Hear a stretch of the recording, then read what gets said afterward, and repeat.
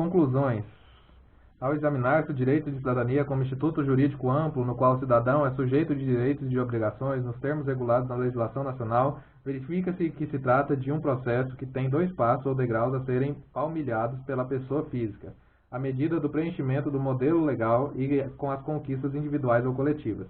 Somente agora, com a Constituição de 1988, é que o Brasil institucionalizou a cidadania como um dos princípios fundamentais, ao determinar no seu artigo 1º, a República Federativa do Brasil, formada pela União Indissolúvel dos Estados e Municípios do Distrito Federal, constitui-se em Estado democrático de direito e tem como fundamentos a soberania, a cidadania. A cidadania é uma qualidade, um status, mas também é um direito da pessoa natural. O direito agrário é instrumento destinado a complementar a cidadania do homem, especialmente do rurícola, na medida em que visa o seu progresso social e econômico com o enriquecimento da comunidade. Há semelhanças entre o direito da cidadania e o poder jurídico da autonomia privada. Em ambos os institutos jurídicos, a liberdade é instrumento essencial. O indivíduo que não dispõe do poder para estabelecer normas de comportamento, não tendo liberdade para realizar sua vontade, não goza da autonomia privada e não é cidadão. Sem liberdade, não há cidadania nem autonomia privada. Nas constituições brasileiras, as que mais reduziram a cidadania como direito do indivíduo foram a de 37 e a de 1967, com a emenda constitucional número 1 de 69. Promover medidas visando melhor distribuição das terras através de municípios, através de mudanças no regime de sua posse e uso, a fim de atender os princípios da justiça social e o aumento da produtividade, é ampliar a cidadania do beneficiário da reforma agrária. O ambiente agrário, como espaço geográfico, é limitado pelos acidentes naturais, e nele o rurícola, utilizando-se do que cria e planta, tem cidadania. O calunga é rurícola, ele planta e cria. É cultivador direto e pessoal, é cidadão.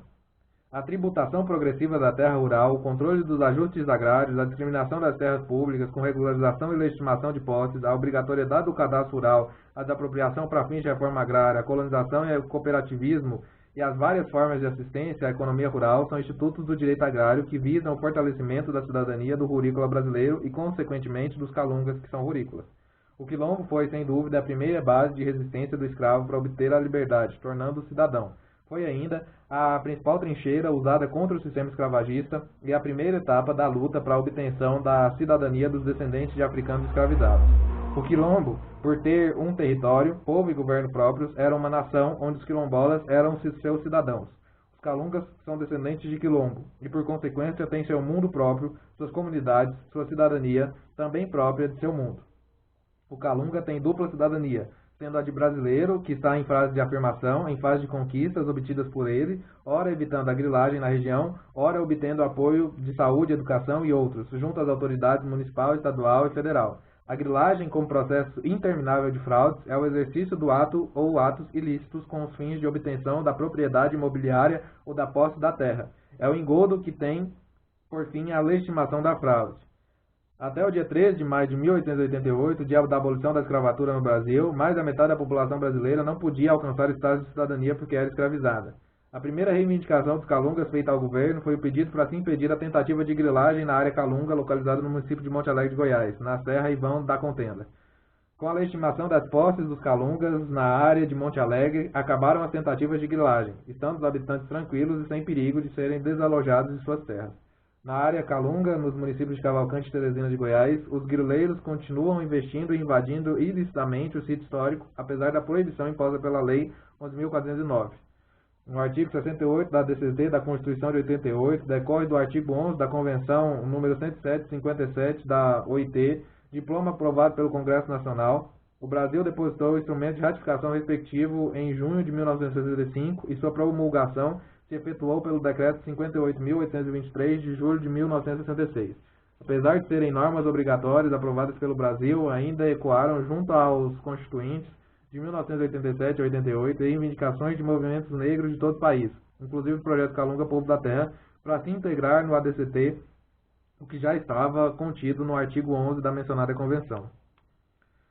Com a Lei Estadual 11.409, que criou o sítio histórico Calunga, toda a área delimitada nessa lei ficou tomada pelo artigo 5º, pelo parágrafo 5º do artigo 216 da Constituição Federal. estando a região sujeita às regras e legislação federal específica. A Lei Estadual 11.409 representa conquistas dos Calungas junto ao governo estadual. A Lei 11.409 tem como objetivos principais preservação do meio ambiente, conservação e permanência dos descendentes de quilombo no seu habitat, reconhecimento e legitimidade da legalidade das posses memoriais dos Calungas, evitar a grilagem das terras dos Calungas. Apesar do entendimento da Procuradoria-Geral do Estado de que o Estado não é competente para desapropriar terras para o cumprimento da Lei 11.409 e do artigo 16 da ADCT da Constituição do Estado, conclui-se diferentemente. Ao Estado de Goiás compete fazer as desapropriações da exigência da lei mencionada, porque ele, o Estado, é quem assumiu a obrigação da criação do sítio histórico e a emissão de títulos de terras respectivos. Os Calunga, no uso de sua cidadania, obtiveram várias conquistas no âmbito do Estado, como sejam a Lei 9.541 de 84, que dispõe sobre a discriminatória administrativa, utilizada na arrecadação das terras Calunga hoje tituladas por meio de doação do Idago, no município de Monte Alegre de Goiás. A Lei de doação das terras com cláusula de inaliabilidade. A Lei 9.904 de 85, que autoriza doar às comunidades Calunga 14.207 hectares. Disposições da Constituição Estadual de 1989, criando a comissão para participar nos trabalhos de demarcação da área Calunga, com representação das universidades e outras entidades interessadas, tudo no sentido de se confirmar a cidadania daquele povo. A Lei 11.409, que criou o sítio histórico Calunga. A fundação da Associação Povo da Terra, como sociedade civil sem fins lucrativos, é um marco decisivo na maior expansão da cidadania dos Calungas. Os Calungas são solidários, auxiliam-se uns aos outros. O povo Calunga é protetor dos recursos naturais renováveis e é um aliado do Estado na conservação da fauna e flora. A Associação Povo da Terra tem por principais finalidades dar continuidade ao desenvolvimento sustentado praticado pelos descendentes de quilombo, habitantes do sítio histórico, realizar programas que viabilizem a existência biológica e cultural dos habitantes da região delimitada pelo parágrafo único do artigo 1º da Lei 11.409, preservar e conservar o ambiente, a cultura e os recursos naturais. Os Calungas têm, na terra onde moram e trabalham, o maior valor, tanto que quiseram, sem direito de aliená-la, ficando assim assegurados de que não serão molestados pela sanha gananciosa dos grileiros. Assim conclui-se que querer a terra com cláusula de inaliabilidade vitalícia é proteção dos direitos do cidadão, é uso do direito de cidadania. Esse foi o livro de Aldo Azevedo Soares, Calunga, o Direito de Existir.